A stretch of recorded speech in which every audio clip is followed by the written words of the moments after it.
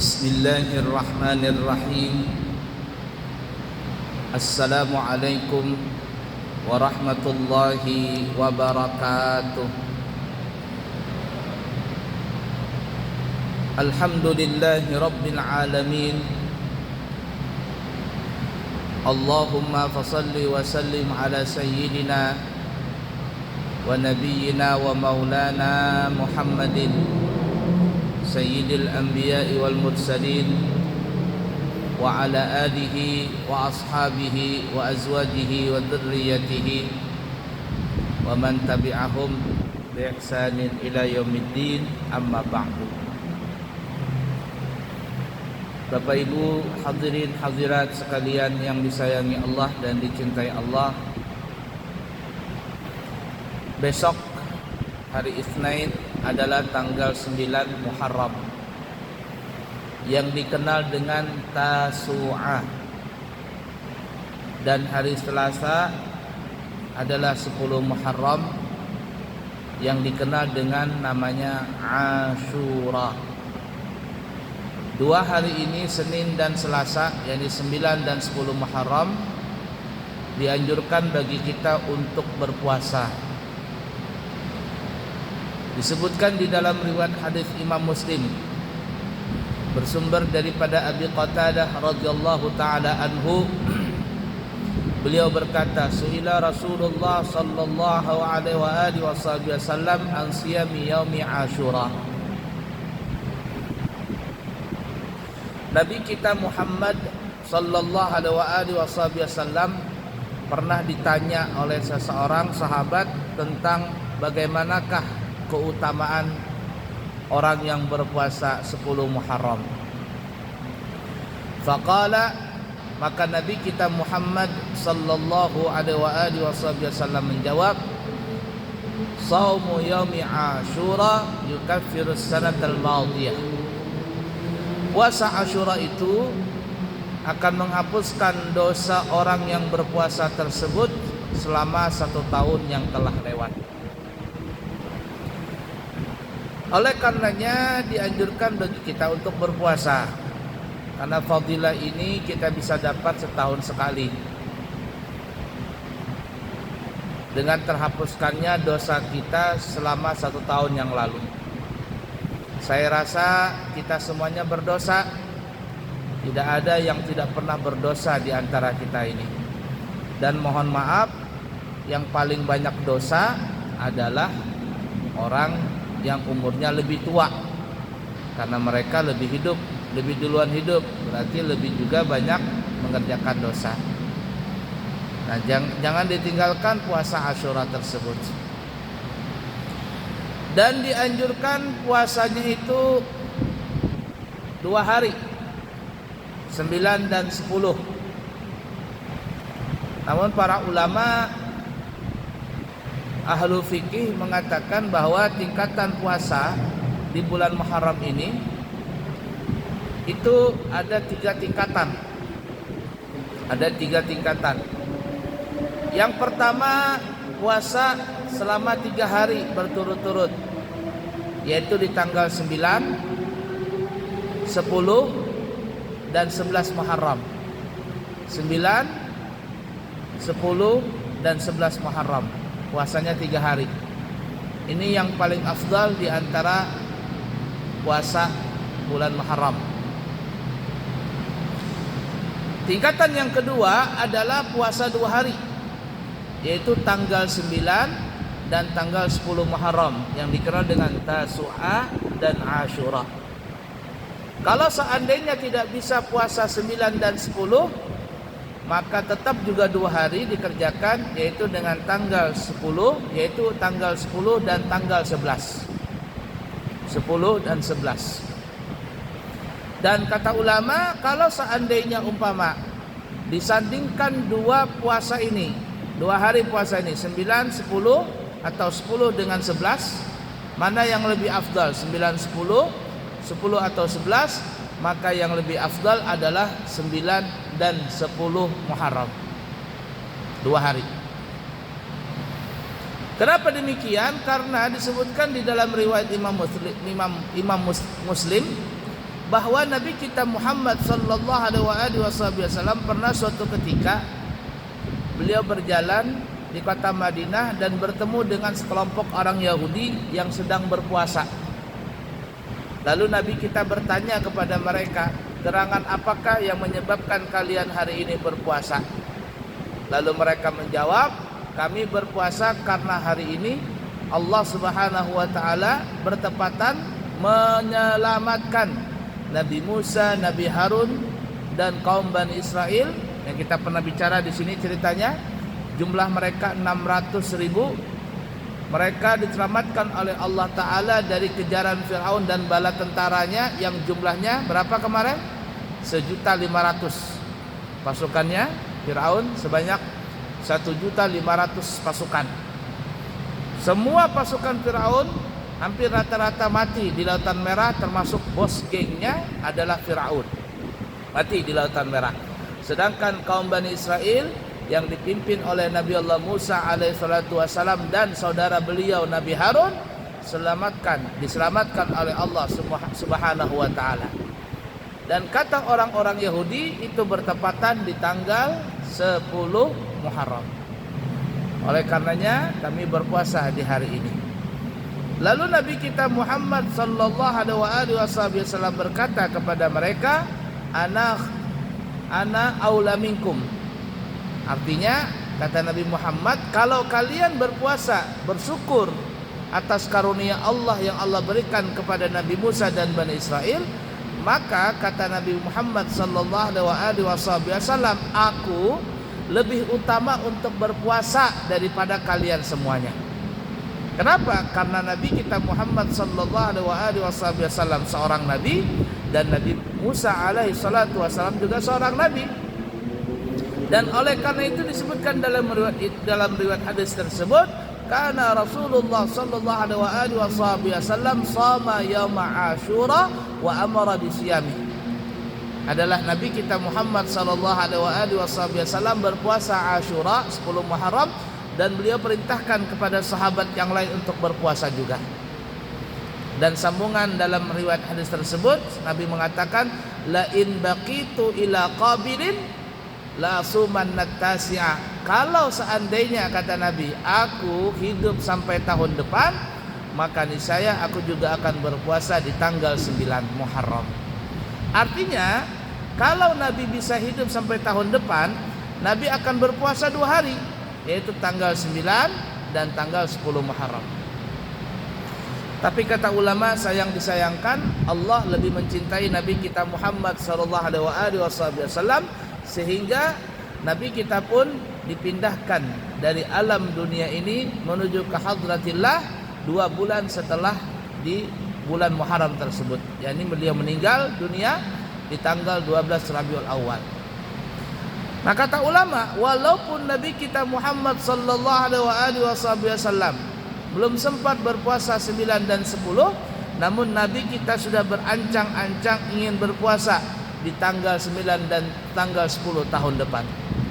Kenapa demikian? Karena Nabi kita Muhammad sallallahu alaihi wasallam kepingin ibadah kita ini tidak sama dengan ibadahnya orang-orang Yahudi. Kalau orang Yahudi cuma berpuasa sehari dan kita dianjurkan 2 hari supaya ibadah kita ini tidak ikut-ikutan dengan ibadahnya orang Yahudi. Nah oleh karena itu kata ulama, urutan yang kedua adalah urutan yang berpuasa 2 hari, 9 dan 10. Kalau tidak bisa 9 10, maka 10 dengan 11. Tapi kalau disandingkan 9 10 dan 10 dengan 11, maka kata ulama 9 10 lebih afdal. Kenapa? Karena Nabi yang ingin berpuasa 9 dan 10 Muharram itu. Nah itu urutan kedua. Kemudian urutan yang ketiga, kalau seandainya juga ada di antara kita tidak berpuasa 9 dan 10, maka dianjurkan bagi kita berpuasa walaupun sehari di bulan Muharram ini. Kapan itu? Yaitu tanggal 10 Muharram. Itu sekurang-kurangnya itu. Kenapa? Ya karena fadilahnya tadi, dihapuskan dosa kita setahun yang telah lewat. Namun ada ulama yang sedikit tegas dalam masalah ini. Kalau ada orang yang berpuasa di tanggal 10 Muharram saja tanpa menggabungkan satu hari sebelumnya atau satu hari sesudahnya, puasanya sah tetapi hukumnya makruh. Ini ada ulama yang tegas. Kenapa? Karena mirip-mirip puasanya kayak orang Yahudi. Nah, kalau kita mengambil pendapat ulama yang tegas ini, sehari saja tanggal 10 Muharram itu makruh puasa, apalagi kalau seandainya ada orang yang tidak berpuasa sama sekali. Wah, ini lebih makruh lagi. Lebih makruh lagi. Tidak ada udzur syar'i tapi tidak puasa 10 Muharram, itu lebih makruh lagi. Seakan-akan dia merasa tidak ada dosa. Seakan-akan dia tidak tidak mengharapkan ampunan dari Allah Ta'ala. Nah, oleh karena itu mari semuanya kita berpuasa, ya, sekurang-kurangnya 2 hari, tanggal 9 dan tanggal 10 Muharram. Nah, ala kulli hal ya para jamaah. Wah, kemudian memang di tanggal 10 Muharram ini adalah hari yang istimewa. Hari yang istimewa. Banyak kejadian besar yang terjadi bertepatan di tanggal 10 Muharram. Dan bulan Muharram ini bukan bulan sedih, bukan bulan duka cita, enggak. Ya, bulan yang dianjurkan kita itu berbagi kebahagiaan. Makanya di bulan Muharram juga dikenal dengan Syahrul Yatama, bulannya anak-anak yatim. Ya, bulannya anak-anak yatim, berbagi kebahagiaan. Nah, ada sebagian orang yang mengatakan bulan Muharram ini bulan duka cita. Enggak, bukan bulan duka cita. Bulan bersedihnya Nabi. Enggak, Nabi kita tidak bersedih di bulan ini. Kenapa? Karena dikait-kaitkan dengan terbunuhnya Sayyidina Husain radhiyallahu taala anhu. Sayyidina Husain bin Ali bin Abi Thalib radhiyallahu taala anhu. Katanya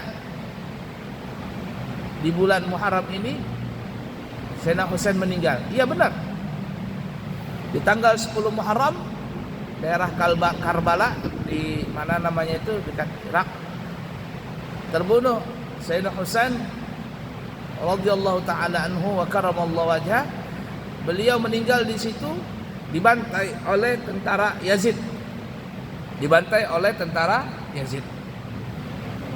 Memang kita orang Islam dari dulu sampai sekarang, apalagi yang kita mencintai Ahlul Bait, pasti akan mengutuk perbuatan tersebut. Dan para ulama mengatakan orang-orang yang berkaitan di dalam kong kali kong membunuh Sayyidina Husain, apalagi mereka menyatakan perang di saat itu tuh langsung berhadapan, maka orang-orang yang berkaitan dengan itu semua matinya dalam keadaan tragis. Matinya dalam keadaan tragis dan mereka adalah masuk daripada penghuni neraka. Na'udzubillahi min dzalik, nasallallahu salamu wal afiyah. Kita tahu sejarah itu. Sejarah kelam di dalam Islam karena perebutan kekuasaan khalifah pada saat itu. Tapi yang terjadi, sudahlah yang terjadi seperti itu. Kita dilarang berlalu-lalu seperti halnya orang-orang Syiah melakukan kesedihan apabila di tanggal 10 Muharram. Kita lihat saja di YouTube di mana-mana, apalagi zamannya sekarang ini zaman media terbuka. Siapapun bisa melihat kalau sudah di tanggal 10 Muharram di daerah Irak, daerah Pakistan, Lebanon dan sebagainya, banyak sekali mereka mengadakan perayaan Karbala ini. Ya, merayakan perayaan Karbala yang mereka melukai badan mereka, membuat festival besar arak-arakan sampai melukai badan mereka dengan pisau, dengan rantai tajam. Kepala mereka pun dilukai, anak mereka pun dilukai. Perbuatan mereka itu dianggap sebagaimana mereka merasakan sebagaimana penderitaan Sayyidina Husain dan keluarga beliau. Apa ini? Ahlus sunnah wal jamaah, ulama-ulama kita mengatakan perbuatan yang seperti itu adalah perbuatan yang sia-sia, bahkan hukumnya haram. Hukumnya haram. Merusak badan, membinasakan badan, melukai badan. Ini perbuatan yang dilakukan oleh sekelompok orang-orang Syiah. Kita tidak boleh melakukan itu. Iya, kita mengatakan bahwa apa yang dilakukan oleh tentara Yazid bin Muawiyah kepada Sayyidina Husain dan keluarga beliau adalah perbuatan yang bisa dikatakan perbuatan terkutuk. Tapi bagi kita tidak boleh berlarut-larut dalam kesedihan seperti itu, apalagi melakukan ritual yang dilakukan sebagaimana yang dilakukan oleh orang-orang Syiah. Kita dianjurkan 10 Muharram itu berbagi kebahagiaan, menyantuni anak-anak yatim. Dianjurkan melakukan hari itu dengan ibadah, ya, berpuasa. Kalau mau bikin bubur Asyura, okelah bikin bubur Asyura. Tapi jangan bikin bubur Asyura namun orangnya tidak puasa. Jangan. Ya, ada sebagian masjid, langgar atau kampung di RT bersokongan. Untuk apa? Membuat bubur Asyura. Berkumpul beras, berkumpul jagung, gandum, macam-macam. Nah, ulah bubur Asyura, imbas salat zuhur berbagi bubur Asyura, makan bubur Asyura. Terbalik jukung. Puasa kada, terbalik. Nabi menganjurkan berpuasa, bukan buat bubur Asyura. Membuat bubur Asyura itu tidaklah wajib, tidaklah sunnah, hukumnya mubah saja. Boleh bikin bubur Asyura, boleh. Kami di pesantren tiap tahun melakukan perbuatan, maksudnya membuat bubur Asyura di pesantren kami di Amburawang. Tapi anak-anak kami suruh puasa. Nanti setelah berbuka puasa saat maghrib, ya, di tanggal 10 Muharram itu kami berbuka puasa dengan makan bubur Asyura. Itu kan namanya saja bubur Asyura.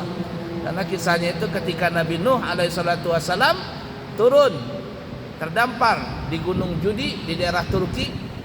Ya, daerah Turki diperkirakan di Ankara di Turki. Turun Nabi Nuh dan kaumnya mendapati bumi sudah hancur karena bekas banjir di mana-mana. Kemudian persediaan makan tinggal sedikit, orangnya banyak, 80 orang. Supaya mencukupi makanan ini, maka disiasati dengan membuat bubur. Katanya begitu tuh kisahnya. Nah, itulah asal muasal orang buat bubur. Tapi hukumnya tidak wajib, tidak sunnah, mubah saja buat bubur Asyura itu. Nah, ingatin nanti ya, panitia ini, nah, jangan mula bubur makan imbah zuhur, salah. Bebaginya itu parak buka puasa. Nah, rame-rame buka puasa makan bubur Asyura. Boleh. Kita gabungkan sunnah daripada sunnah Nabi dengan adat kebiasaan orang kita, nggak ada masalah. Dan kayaknya orang bubur Asyura ini cuma ada di Asia. Di Mekah sana, Madinah, di Hadramaut tempatnya mazhab Syafi'i, saya belum pernah lagi melihat orang bikin bubur Asyura. Cuma di kita-kita aja. Ala kulli hal seperti itu, ya. Nah, itu fadilah sekali, ya, fadilah sangat besar di bulan Muharram, 10 Muharram tersebut. Dianjurkan kita mandi, ya, ada yang bercelak mata, beribadah, berbagi kebahagiaan. Bahkan dikatakan di hari itu kita disuruh untuk membawa keluarga berbahagia. Membawa keluarga itu apa ya bahasa kitanya, ya? Ngajak jalan-jalan lah bahasa kitanya. Kita ajak keluarga kita, mungkin nanti buka puasanya, ya, rame-rame di restoran begitu, rame, boleh. Dan itu yang kami lakukan di pesantren. Ayo makan rame-rame kita. Nah, jadi itu kata ulama salah satu fadilah untuk memudahkan rezeki kita. Siapa yang di hari itu tanggal 10 nanti, ya, hari Selasa, memberikan kebahagiaan kepada istrinya, kepada anaknya, kepada orang yang dia wajib nafkahi. Entah itu pakaian, entah itu mungkin uang, entah itu dia jalan-jalan, dibikin gembira hati mereka. Maka insya Allah Allah akan mengembirakan orang tersebut di hari-hari yang berikutnya. Nah, jadi jangan pelit-pelit di tanggal 10 Muharram nanti, berbagi kebahagiaan. Menyantuni anak yatim boleh. Ini memegang kepala anak yatim ya boleh, tapi sebenarnya bukan hanya dipegang kepalanya, diberi. Kami pernah ikut juga santunan anak yatim itu. Jadi ibu-ibu para berbaris semuanya. Anak yatim lewat salaman, kasihan rambutnya sudah rapi-rapi dipegang kepalanya, tak hambur-hambur rambutnya. Saya bilang ya oke lah megang rambutnya, kepalanya. Cuman yang dianjurkan itu santunannya. Buat megang kepalanya tapi santunan dada gimana? Itu anak-anak yatim, Masya Allah, ya, anak-anak yatim. Dan kita banyak anak-anak yatim dah. Dan anak yatim itu ada definisinya. Anak yatim itu adalah anak kecil yang belum balik. yang meninggal bapaknya. Itu anak yatim. Anak ya yatim. Jadi kalau seandainya ada seorang perempuan meninggal suaminya, dia punya anak masih kecil ya, belum balik, maka anak tersebut disebut anak yatim. Kalau anaknya sudah besar, itu bukan yatim lagi. Ini kayak kami sendiri, bapak-bapak. Semuanya di sini hampir rata-rata nggak punya bapak ibu, bukan yatim lagi, yatim piatu kita. Apakah kita termasuk yatim? Nah, yatim itu anak kecil yang meninggal bapaknya, sedangkan dia belum balik. Kalau seandainya dia orang miskin, maka pahalanya double. Sudah kita menyantuni anak yatim dan kita double menyantuni orang miskin. Ditambah lagi mamanya yang janda, kita tambahi lagi, Masya Allah, pahalanya berlipat ganda. Dan Nabi kita Muhammad SAW sangat memperhatikan janda-janda itu. Di zaman Nabi kalau ada janda-janda perempuan yang meninggal suaminya di medan perang, terutama di medan perang, Nabi akan memberikan dana khusus untuk kepada mereka. Bahkan anaknya juga double. Tapi kalau jandanya janda kaya, ini suaminya meninggal dunia, anaknya cuma satu, masih kecil lagi. Kemudian hartanya warisan 2 miliar. Wah, ini bukan disantuni, sebaiknya itu dikawini aja. Karena kata ulama nih ya, kalau seandainya kita menyantuni anak yatim itu pahalanya besar, menyantuni janda-janda itu pahalanya besar, maka kata ulama, ketahuilah yang paling besar kita menyantuni anak yatim dan ibunya itu adalah dengan cara menikahi ibunya. Ini semangat yang bapak-bapak kepingin nikah dengan janda ini. Ya, itu paling besar pahala. Jadi kalau ditanya mana afdalnya menyantuni anak yatim, menyantuni janda dengan menikahinya, maka dengan menikahi janda itu pahalanya lebih besar daripada menyantuninya saja. Karena kalau menyantuninya saja mungkin cuma bulan Muharram saja baru ada santunan. Tapi ketika menikahi si janda tadi, tapi ingat ya, bujur-bujur, ini anak mencari nyamannya aja. Bujur-bujur anak menikahi janda, betul niatnya ingin menikahi janda, menyantuni janda dengan cara menikahinya. Dan akhirnya bukan lagi menyantuni tapi menafkahinya. Begitu juga anak-anak yatimnya yang meninggal bapaknya, meninggal suaminya, itu yatim janda. Tapi kalau nang zaman sekarang ini banyak orang berceraian, di pengadilan agama itu banyak sekali janda-janda. Tiap hari ada aja orang bercerai. Tiap hari ada aja orang bercerai dengan kasus bermacam-macam. Bahkan di zaman sekarang ini kita lihat saja tuh kasus di pengadilan agama. Mana banyaknya laki-laki yang menggugat istrinya, suami yang menggugat istrinya, atau istri yang menggugat suaminya. Kalau kita lihat banyak perempuan yang menggugat suaminya. Padahal kalau seandainya seorang perempuan menggugat cerai suaminya tanpa ada uzur syar'i, maka jangankan masuk surga, mencium bau surga saja perempuan itu tidak layak untuk masuk ke dalam surga. Jangankan masuk, mencium saja tidak layak, apalagi masuk. Ini masalah sedikit digugat suaminya, bla bla habis semuanya. Itu sering terjadi. Nah, lain kalau suaminya jahat, KDRT, suaminya mukul istrinya, suaminya tidak menafkahi istrinya, suaminya memberikan nafkah tapi nafkah yang haram, nafkah dari judi online judi online kan? Apalagi dari hasil riba diberikan kepada istrinya, istri tidak ridha. Lalu istrinya menasihati dulu sedikit, tapi tidak mau juga, sudah. Kenapa? Karena ini salah. Suaminya main judi, mabok-mabokan, main perempuan, itu silakan digugat. Tapi kalau suaminya nikah lagi sesuai dengan syariat, nikah lagi, tidak boleh seorang istri menggugat cerai. Ada seorang istri gugat cerai suaminya di pengadilan. Kenapa? Suaminya kawin lagi katanya, dipadakan selingkuh. Kata suaminya, aku kawin secara resmi dalam pandangan agama. Ada saksinya, ada walinya, ada maharnya. Cuma kada tercatat aja dia di KUA. Seorang istri yang seperti itu tidak boleh menggugat suaminya. Nah, kecuali kalau seandainya menikah lagi lakinya kada adil. Menikahi janda, lakinya nih menikahi janda, tapi gara-gara itu kada adil, akhirnya bini nang awal jadi janda. menolong janda, tapi bini nang awal jadi janda. Nah itu namanya paling handut jar orang Banjar. Nolong janda jarnya, menyantuni janda, akhirnya dinikahinya. Gara-gara itu beributan, kada adil lakinya, menafkahinya kada adil. Banyak nang bini anum walaupun janda, lalu bini nang awal ini pertama menggugat dan sebagainya, tidak ada titik temu, diceraikan. Ini parah ini. Menolong janda tapi bini nang awal jadi janda. Nah, itu banyak terjadi seperti itu. Apalagi berselingkuh. Berselingkuh. Nauzubillahi min dzalik, nasallallahu salamah wal afiyah. Mudah-mudahan Allah hindarkan kita semuanya dari perbuatan yang tidak baik. Nah, ini parah lagi nih. Parah lagi. Sampai filmnya ada tuh. Ipar adalah maut, ya kan? Ada itu filmnya. Ipar adalah maut. Macam-macam zaman sekarang ini. Dan itu kejadian nyata, orang berselingkuh dengan adik ipar, orang berselingkuh dengan kakak ipar, orang berselingkuh dengan tetangga. Ketika istri ini melihat suaminya seperti itu, selesai, silakan gugat cerai. Apalagi istrinya nang berselingkuh. Naudzubillahi min dzalik, nasallallahu salamah afiyah. Suaminya kerja di lokasi, suaminya kerja di kapal, bujur-bujur di sana mencari nafkah nang halal, diberikan nafkah, tapi istrinya apa yang terjadi? Melakukan perbuatan yang tidak baik, dilarang oleh agama. Apa yang terjadi?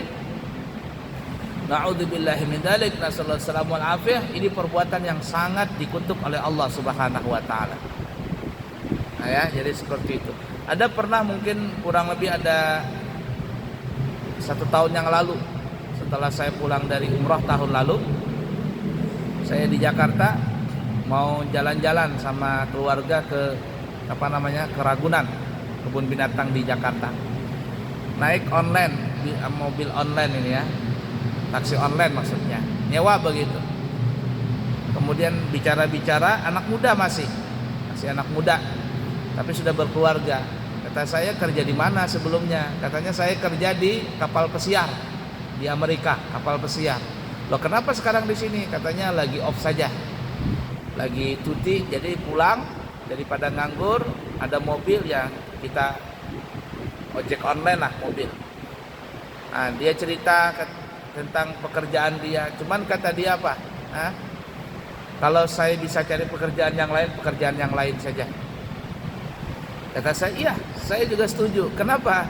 Karena bahayanya luar biasa orang kerja di kapal pesiar itu. Dia terkadang dia selama 5 tahun, kalau nggak salah 5 tahun tuh hanya berapa kali ketemu dengan istrinya. Istrinya pun juga minta kalau bisa cari kerjaan yang baik saja, yang di Indonesia saja. Gajinya besar, puluhan juta, 30-an juta, tapi jauh dari keluarga. Resiko untuk melakukan perbuatan yang tidak baik itu sangat besar sekali. Setan menggoda sama sekali itu. Apalagi dia cerita di kapal pesiar itu, ya Allah katanya, pokoknya nggak ada waras sudah manusia. Kalau laki perempuan berzina itu biasa sudah. Nah ini laki-laki dengan laki-laki, LGBT bahasa kitanya zaman sekarang, banyak katanya. LGBT di kapal tuh, ya Allah katanya, kita ini serba salah. Saya nasihatin waktu itu, kalau seandainya engkau punya pekerjaan di Indonesia dan itu baik, walaupun tidak banyak gajinya, itu lebih baik kamu kerja di Indonesia. Dekat dengan istri, jauh daripada fitnah, kemudian aman, tidak ada kita melihat dosa yang begitu besarnya. Saya bilang jangan, kalau yang takutnya pas Allah murka, Allah tenggelamkan kapal itu, habis mati dalam bebuhan kelompok bebuhan LGBT. Nah, ini saking bahayanya seperti itu. Nah, ala kulli hal, dianjurkan bagi kita berpuasa di tanggal 9 dan tanggal 10 Muharram. Besok adalah tanggal 9 Muharram dan hari Selasa tanggal 10 Muharram. Mari kita berpuasa 2 hari tersebut. Besok boleh digabungin ya, niatnya boleh digabungin. Jadi aku niat puasa hari Senin besok hari karena Allah Ta'ala, dan puasa 9 Muharram karena Allah Ta'ala. Boleh seperti itu. Yang punya qadha Ramadan, yang punya hutang qadha puasa Ramadan, ya boleh juga digabungkan, tapi niat qadha lebih dahulu. Niat qadha, Jadi malam ini umpama kita punya istri pernah haid di bulan Ramadan atau apalah ya, tidak puasa, boleh diqadha. Niatnya gimana? Niatnya begini, aku niat mengqadha puasa Ramadan besok hari tunai, mengqadha puasa Ramadan besok hari fardu karena Allah Ta'ala. Niat qadha dahulu, karena itu hukumnya wajib. Kemudian niat yang kedua, dan aku niat puasa hari Senin besok hari sunnah karena Allah Ta'ala. Kemudian tanggal 9 dan tanggal 9 Muharram sunnah karena Allah Ta'ala. Jadi satu kerjaan pahala 3. Boleh? Boleh, ya tidak ada larangan. Dan para ulama kita di kalangan Syafi'iyah membolehkan niat seperti itu, bahkan pahalanya dapat 3 pahala. Nah, oleh karena itu para jemaah, mari kita berusaha untuk berpuasa di tanggal 9, 10 dan yang afdalnya juga tanggal 11 Muharram. Semoga apa yang kita bicarakan pada hari ini yang kita diskusikan, kita bisa mengamalkannya, terutama kami pribadi. Insyaallah nanti kami ada keberangkatan umrah di bulan September, ya, kurang lebih tanggal 14 atau tanggal 15 September. Insyaallah tanggal 12 Rabiul Awal kita berada di depan makam Rasulullah. Jadi pas tanggal 12 Rabiul Awal itu kita maulidnya di depan makam Rasul. Ya, siapa tahu ada yang kepingin berangkat umrah di bulan September, maka insya Allah kami siap menerima pendaftaran untuk di bulan September. Kami baru datang pada Senin kemarin, ya, pulang haji, jadi istirahat dulu 2 bulan. Mungkin nanti di akhir bulan Juli, Habib Umar bin Hafidh, guru kami akan datang di Jakarta dan Surabaya. Kami akan ke Jakarta Surabaya. Agustus kita istirahat, di September nanti insya Allah ada keberangkatan umrah. Siapa tahu ada yang kepingin berangkat bersama kami, maka kami siap menerima pendaftaran. Yang baik dari Allah, yang buruk dari pribadi. Subhanakallahumma wa bihamdika asyhadu an la ilaha illa anta astaghfiruka wa atubu ilaih. Wa akhiru kalam, wassalamu alaikum warahmatullahi wabarakatuh.